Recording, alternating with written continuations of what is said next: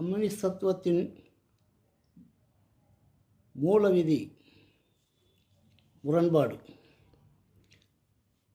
முரண்பாடுகள் இரண்டு வகையாக சொல்லப்படுகிறது. ஒன்று இயற்கையோடு தொடர்புள்ள முரண்பாடு, மற்றொன்று மனித சமுதாயத்தில் மனிதர்களால் ஏற்பட்ட முரண்பாடு.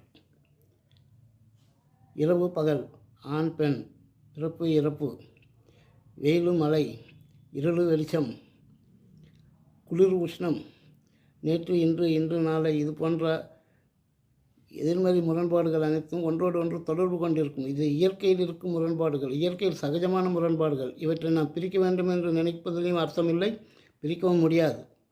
ஆனால் மனித சமுதாயத்தில் மனிதர்களால் ஏற்படுத்தப்பட்டிருக்கும் முரண்பாடுகள் செல்வம் வறுமை, ஏழை பணக்காரன், முதலாளி தொழிலாளி, எஜமானன் சேவகன், நன்மை தீமை, கஷ்டம் சுகம், சரி தவறு, இது போன்ற முரண்பாடுகள் எல்லாம் மனித சமுதாயத்தில் மனிதர்களால் ஏற்பட்டிருக்கும் முரண்பாடுகள். இவற்றை அகற்றே தீர வேண்டும். இவற்றை அகற்ற வேண்டுமானால் அதனுடைய மூல காரணத்தை நீக்க வேண்டும். மூல காரணத்தை நீக்கினால் அவை தானாகவே அகன்றுவிடும்.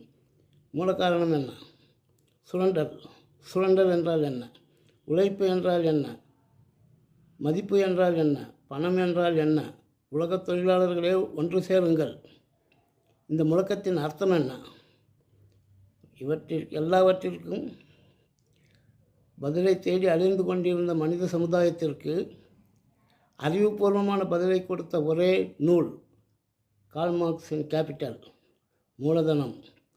வாருங்கள் பயணிப்போம். சோஷியல் இன்சைட்ஸ் தமிழ் சேனலுக்கு